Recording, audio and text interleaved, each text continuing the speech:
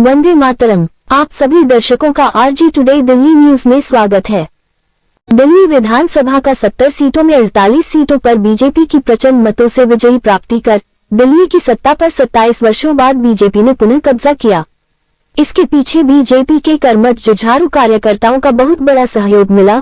वहीं केशवपुरम जिला बीजेपी अध्यक्ष डॉक्टर वीरेंद्र गोयल के नेतृत्व में लोकसभा की सीट या कहे तो विधानसभा की सीट पर विजयी प्राप्ति की। इसी संबंध में आरजी टुडे दिल्ली न्यूज के पत्रकार ने जब इन विषयों पर सवाल पूछा तो वीरेंद्र गोयल ने बड़े ही सरलता से जवाब देते हुए कहा, बधाई, शुभकामनाएं। आपकी मेहनत रंग लाई। आपके जो चेहरे में खुशी थी ना, वो खुशी जो है देखिए गोविंद जी, ये जो सारी बधाई है ये मेरे जिले के कार्यकर्ता को जाती है। मेरे एक कार्यकर्ता ने जी तोड़ मेहनत करी है, उसी का परिणाम है कि हम 5 सीटें जीते हैं। मैं अपने सभी कार्यकर्ताओं को, सभी मंडल अध्यक्ष, निगम पार्षद और जिले की टीम को बधाई देता हूँ इस बात के लिए कि उन्होंने इतनी मेहनत करी और 5 सीटें जिताई।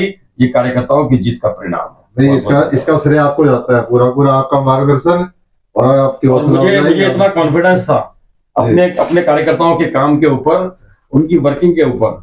जब माननीय पुष्कर धामी जी आए थे हमारी वजीरपुर विधानसभा में, तो उन्होंने मंत्रों के साथ मेरा तिलक किया था और कहा था विजय भाव कि आप 5 सीटें जीतेंगे। तो ऐसा आशीर्वाद उनका मिला था और मैंने एक बड़े बोल ना बोलते हुए कुछ हल्की बातें भी कर दी। यहाँ तक कह दिया था कि अगर हम 5 नहीं जीते तो राजनीति छोड़ दूंगा, भगवान से डर के। मोदी है तो मुमकिन है। उस दरमियान हमारे साथ हैं ऐसे जिला अध्यक्ष जहाँ की पिछले जिला अध्यक्ष ने 15 में से 11 पार्षदों का योगदान दिया, और वहीं जब वीरेंद्र गोयल को जिम्मेदारी मिली तो मैं बात कर रहा हूँ लोकसभा की, तो लोकसभा में भी 100% स्ट्राइक रहा जिला केशवपुरम का। और अब विधानसभा में तो मीडिया का कयास नहीं था कि ऐसे इस तरह से 100+ स्ट्राइक रेट भी रहेगा, जिस तरह से 5 में 5 विधानसभा। तो मैं डायरेक्ट चलता हूँ वीरेंद्र गोयल जी को ढेर सारी शुभकामनाओं के साथ। तो मैं डायरेक्ट चलता हूँ। मैं बहुत ज्यादा कह गया इनके बारे में, इनके कद काम, क्योंकि आपको जानना जरूरी है कि जिस व्यक्ति का इतना स्ट्राइक रेट रहा है वो व्यक्ति बिल्कुल शालीन, सादगी और शालीनता के बीच में इतना सूक्ष्म डिटर्मिनेशन कहाँ से लाता है। तो मैं डायरेक्ट चलता हूँ वीरेंद्र गोयल जी, जिला अध्यक्ष जिला केशवपुर जी। नमस्कार सर। नमस्ते जी। बहुत ढेर सारी बधाई। धन्यवाद, बहुत बहुत धन्यवाद। ये बधाई मेरे सभी कार्यकर्ताओं को मिलनी चाहिए, क्योंकि मेरे जिले के एक कार्यकर्ता ने बड़ी मेहनत से संगठन को आगे बढ़ाया है और ये कार्यकर्ताओं की जीत है। और साथ में जो हमारा दिल्ली प्रदेश का और राष्ट्रीय नेतृत्व है उसने भी बड़ी सूझबूझ के साथ कार्यकर्ताओं का मार्गदर्शन किया, हमारा मार्गदर्शन किया। और मेरे जिले के सभी कार्यकर्ता, यहाँ पन्ना प्रमुख, बूथ के त्रिदेव, शक्ति केंद्र प्रमुख, मंडल अध्यक्ष, निगम पार्षद, जिले की टीम, सभी मोर्चों के कार्यकर्ताओं ने जी तोड़ मेहनत करी है, उसी का परिणाम निकला है। और इसमें मेहनत किस रूप में करी, संगठन ने तो आगे बढ़ाया है। साथ में जो केजरीवाल के घोटाले, केजरीवाल का जो पर्दाफाश मेरे कार्यकर्ताओं ने किया, घर घर जाकर संपर्क किया और दिल्ली की जनता को बताया, केशवपुरम की जनता को बताया कि क्या क्या घोटाले उसने किए हैं। और जनता ने भी बड़ी सूझबूझ का परिचय देते हुए भारतीय जनता पार्टी को मौका दिया, मोदी के ऊपर विश्वास किया, मोदी की गारंटी के ऊपर विश्वास किया। उसी का परिणाम है कि दिल्ली के अंदर भारतीय जनता पार्टी की सरकार बनने जा रही है और हमारे केशवपुरम जिले से 5 विधायक भारतीय जनता पार्टी के चुने गए हैं। मैं केशवपुरम जिले की जनता का बहुत बहुत धन्यवाद भी करता हूँ। अध्यक्ष जी, अगर कयास की बात करें तो कुछ आपके ऐसे बयान रहे हैं जो चर्चा का विषय रहा है। कुछ आपने कुछ ऐसा कह दिया है भावुकता में, या ना जाने क्या आप जमीनी स्तर पर काम करते हैं, तो उस वजह से चर्चा में रहा आपका स्टेटमेंट। हाँ, देखिए, भावुकता में मैंने ये जरूर कहा क्योंकि मुझे अपने कार्यकर्ताओं की कर्मठता पे विश्वास था और मुझे पता लग चुका था कि जनता मन बना चुकी है और हमारा संगठन जनता के प्यार को सिरे चढ़ाएगा और जनता ने इसको सिरे चढ़ाया। मैं जनता का भी धन्यवाद करता हूं। मैंने शायद भावुक होकर ये बात कह दी थी कि अगर हम 5 नहीं जीते तो मैं राजनीति छोड़ दूंगा। भगवान से डर के मैंने ये शब्द कहे और भगवान ने मेरी लाज रखी। मैं उसके लिए भी धन्यवाद करता हूँ भगवान श्री का। तो आपको लग रहा था कि पब्लिक के अंदर अंडर करेंट है? हाँ, बिल्कुल बिल्कुल, ये बिल्कुल, क्योंकि हमने जब घर घर गए, हमारा कई बार घर घर जाकर संपर्क हुआ लोगों से, तो जनता की एक ही आवाज थी कि अब इस धोखेबाज घोटालेबाज के हम चुंगल में नहीं फंसने वाले हैं। हमने ऐसी पार्टी को वोट देनी है जो क्षेत्र का विकास कर सकता है और उसकी गारंटी मोदी जी देते हैं। तो ये तय कर लिया था कि इस बार हम भारतीय जनता पार्टी को ही चुनेंगे। जी, सबसे ज्यादा चुनौतीपूर्ण आपको कौन सा सीट लग रहा था कि यहाँ किंतु परंतु बट लेकिन जैसे शब्द थोड़ा बहुत जरूर है? देखिए, मेरे विधानसभा में 5 सीटें हैं जी। हमारी रेखा गुप्ता जी सारी भारी बहुमत से जीती हैं। हमें विश्वास था कि वो 100% जीत रही हैं। हमारे राजकुमार भाटिया जी आदर्श नगर से, वो भी बड़े परिपक्व और बड़े सूझबूझ के हमारे ऐसे नेता हैं, पार्टी ने बड़ा अच्छा चयन किया, तो उनका भी हमें पता था 100% जीतेंगे।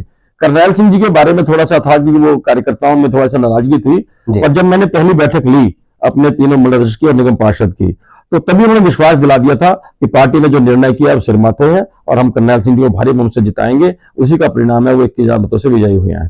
थोड़ा सा हमें वजीरपुर सीट के ऊपर, क्योंकि वहां एक ये धारणा थी कि जो सेवा बस्ती में रहने वाले लोग हैं, कुछ मिडिल क्लास लोग हैं, जे क्लस्टर में रहने वाले लोग हैं, शायद वो केजरीवाल के प्रलोभन में शायद आ ना जाएं, तो थोड़ा सा उस सीट के ऊपर मेरा था। लेकिन जनता ने और वहां के लोगों ने और सेवा बस्ती वालों लोगों का मैं विशेष रूप से धन्यवाद करता हूं कि उन्होंने मोदी की गारंटी के ऊपर विश्वास किया और उन्होंने भी भारतीय जनता पार्टी को वोट दिया, और ये विश्वास उन्होंने जिताया कि अगर हमें पक्के मकान दे सकता है तो उसका नाम है मोदी और भारतीय जनता पार्टी। इसी कारण हम वजीरपुर विधानसभा भी भारी बहुमत से जीते हैं। जी, अगर आदर्श नगर की बात करें तो वहां से पिछले 27 वर्षों से मुकेश गोयल सेवा में है, तो उनके खिलाफ जो पहली बार विधायक बनने जा रहे हैं, और देखिए, एक छोटा सा वो था रोटी बैंक और पूर्व जिला अध्यक्ष, एक छोटा सा टैगलाइन, तो कहीं न कहीं लग रहा था कि एक चींटी एक हाथी, कहीं ऐसा महसूस कर रहे थे? देखिए, बात मुकेश गोयल की है। हमारी पार्टी के हर नेता का अपना एक कैरेक्टर है। वो भारतीय जनता पार्टी के अंत्योदय पंडित दीनदयाल उपाध्याय और श्यामा प्रसाद मुखर्जी की प्रेरणा से राजनीति करते हैं। और रही बात ये दूसरे दलों की, मुकेश गोयल एक ऐसे स्वार्थी नेता हैं कि वो अपनी जीत की बात करते हैं, बस एक शासन पाने की बात करते हैं, उनको एक सत्ता चाहिए, उनको अपने पार्टी का सिद्धांत कोई नहीं है। कभी वो कांग्रेस में होकर चुनाव लड़ते हैं, कभी आम आदमी पार्टी में, तो ऐसे व्यक्ति के ऊपर से भरोसा जनता का उठ चुका था। तो ये तय था कि हमारे राजकुमार भाटिया जी जीतेंगे 100%, और वो जीते। मीडिया तक का कयास में था कि 100-200 मतलब अंडर 1000 मार्जिन रहेगा जीत का, लेकिन 11,000 प्लस। देखिए, हम संगठन के कार्यकर्ता हैं, हम कभी भी भाव में आकर और ऐसा नहीं सोचते, और ऐसे हमें किसी भी कार्यकर्ता को, जिसको हम कहते हैं घमंड होना या अहंकार होना, भारतीय जनता पार्टी का कोई भी कार्यकर्ता अहंकार में काम नहीं करता। वो अहंकार था आम आदमी पार्टी के नेताओं में। जैसे हमारे यहाँ पर त्रिनगर के अंदर हम देखें तो जितेंद्र तोमर के लोगों के बारे में लोगों ने कहना शुरू कर दिया था कि इसकी नाड़ में तो सरिया है, नाड़ सीधी नहीं होती, इसकी नाड़ तो झुकती नहीं है, हमेशा सीधी रहती है।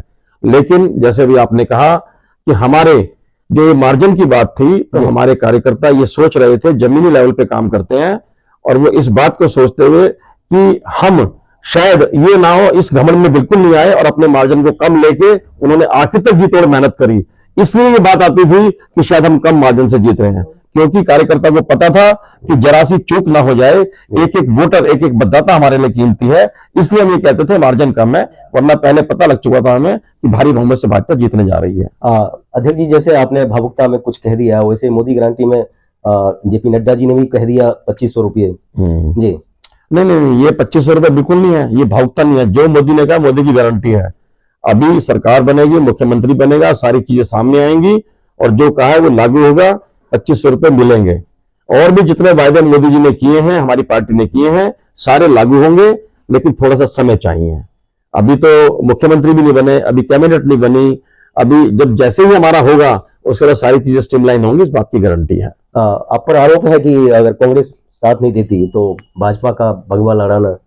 देखिए, हमें इन दलों के बारे में ऐसा कुछ नहीं है। भाजपा अपनी राजनीति करती है, अपने सिद्धांत हैं, अपनी नीतियां काम करने की, लेकिन कांग्रेस साथ नहीं देगी। हाँ, इतना कहना जरूर है कि अगर मान लो कांग्रेस एक ऐसा दल है जिसने देश पे शासन भी किया है और पुराना दल है, उनके अपने सिद्धांत हैं, लेकिन झाड़ू जैसे राजनीतिक दल जो तुष्टिकरण की राजनीति करते हैं, प्रलोभन की राजनीति करते हैं, जनता को बेवकूफ बनाने की राजनीति करते हैं, ऐसे दल का टिकना बड़ा मुश्किल है। अब उसका नाश होने जा रहा है और नामो निशान खत्म हो जाएगा झाड़ू पार्टी का, मैं आपको विश्वास दिलाता हूं। पहली बार एग्जिट पोल जो है कहीं न कहीं सच होता हुआ इस बार क्या लग रहा है? जब एग्जिट पोल आया और दिखाया कि बीजेपी इस तरह से 11 में से 9 एग्जिट पोल जो है बीजेपी के फेवर में। हाँ, जी देखिए, एग्जिट पोल को भी समझ आ चुकी है, और कई बार वो कहते हैं ना, विदाउट एनी एविडेंस या विदाउट एनी वर्किंग उल्टी सीधी घोषणाएं कर देते थे, तो इनको पता लग गया कि हमारा आधार खत्म हो जाएगा। तो अब एग्जिट पोल आगे हमेशा जो सटीक परिणाम देगा ये हमें पता है, और एग्जिट पोल को पता लग चुका था इस बारी कि भाजपा की सरकार बनने जा रही है।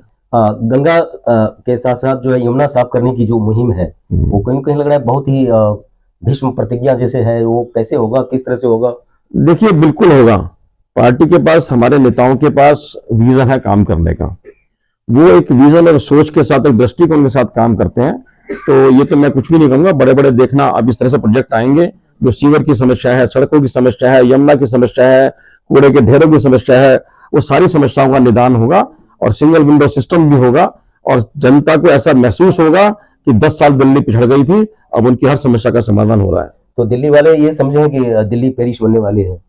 बिल्कुल पेरिस बनेगी और जिस तरह से दिल्ली एक नरकीय जीवन लोग यहाँ जी रहे थे वो बिल्कुल खत्म होगा और आने वाले समय में धीरे धीरे, क्योंकि समय लगता है, परंतु इस बात की गारंटी है कि 1-2 साल बाद जनता कहेगी कि शायद हमने अपना वोट बैंक खराब नहीं किया, अपना वोट खराब नहीं किया और दिल्ली का विकास अगर कोई कर सकती है भविष्य में भी तो भारतीय जनता पार्टी कर सकती है। ऐसा विश्वास हम 100% प्राप्त करेंगे। अधिक प्रतिशत स्ट्राइक रेट के साथ आपने 14 जिलों में दिखा दिया है कि वीरेंद्र गोयल जी का कोई सानी नहीं है, कोई मुकाबला नहीं है। आप रहते हैं चुप, बोलते हैं कम, लेकिन आपका डिटर्मिनेशन कहीं ना कहीं कार्यकर्ताओं को महसूस कराता है कि आई एम वीरेंद्र गोयल जी। देखिए, मैं संगठन का व्यक्ति हूं, मैं बड़ी बड़ी बातों में विश्वास नहीं करता, परंतु जो एक क्रिएटिव वर्क है, माइक्रो मैनेजमेंट और जो हमारे संगठन ने सिद्धांत सिखाए हैं, मैं कोशिश करता हूं और उसका मुझे सफलता मिलती है। उसके अंदर मैंने अपने जिले के कार्यकर्ता को काम करने का तरीका, हालांकि सब कार्यकर्ता सूझबूझ के साथ काम कर रहे थे, परंतु जैसे हमने समझाया उसी स्तरीय पर उन्होंने काम किया। तो इस तरह का एक विजन काम करने का होता है, मेरा अपना एक अलग स्टाइल है काम करने का, अलग विजन है और उसका परिणाम सामने आया है। चलते चलते ये भी बता दीजिए सीएम कौन बनने वाले हैं? देखिए, मैं तो बड़ा इस मामले में बड़ा छोटा सा कार्यकर्ता हूं। ये इतना बड़ा क्वेश्चन आपने प्रश्न मेरे से किया है, इसका तो मैं क्या, जो हमारे जितने भी विधायक जीते हैं तो उनको स्वयं नहीं पता इस बात का, क्योंकि हमारी संगठन बेस्ड पार्टी है। जो हमारा संगठन, जो हमारा नेतृत्व तय करेगा तो वो स्वीकार्य है हमें, और हम जनता के बीच में से, हम कार्यकर्ताओं के बीच में से ही कोई भी सीएम होगा और जो भी सीएम बनेगा वो दिल्ली को चमकाएगा, दिल्ली के लिए काम करेगा। जैसा आपका काम करने का तरीका है, तो देखिए, जैसे योगी जी की बात है, दिल्ली को भी वैसा सीएम चाहिए और वैसा ही मिलेगा और वैसे ही काम करेंगे जी। इसमें कहने का मतलब सिर्फ ये है कि दिल्ली जिस तरह से स्लम बनती जा रही है और यहाँ पर घुसपैठिए, दिल्ली के अंदर, दिल्ली भारत की राजधानी है, यहाँ पर कुछ बाइलॉज होने चाहिए, कुछ नियम होने चाहिए। तो ऐसा नहीं है कि जो बांग्लादेश से लोग आ जाएं, घुसपैठी आ जाएं, कुछ ऐसे रोगी यहाँ पर आ जाएं और दिल्ली को नरक बना दें, दिल्ली में रहना और जीना मुश्किल हो जाए। यहाँ जिस तरह से भी वारदात बढ़ती जा रही है उसका परिणाम भी वही है। तो जो भी सीएम होगा वो इस बात पर लगाम लगाएगा, विकास के साथ साथ जो घुसपैठिए दिल्ली में आ रहे हैं, हर महीने 10,000 घुसपैठिए दिल्ली के अंदर आते हैं, जो सिर्फ केजरीवाल की शय पे आते थे, पार्टी उनको रोकेगी, हमारा सीएम उनको रोकेगा, ऐसा विश्वास है। देखिए, हमारे देश के अंदर कानून और जो व्यवस्थाएं हैं वो सर्वोपरि हैं। तो कुछ प्रांतीय जो सरकारें होती हैं, जैसे दिल्ली सरकार के पास अपने कुछ अधिकार, हर राज्य सरकार के पास अपने अधिकार होते हैं। तो इसी तरह से जो हमारे केजरीवाल थे, आम आदमी पार्टी थे, उनका मिसयूज किया, उनका गलत इस्तेमाल किया। इस कारण वो रोंगी और वो लोग दिल्ली में आते थे, उनको शय मिलती थी।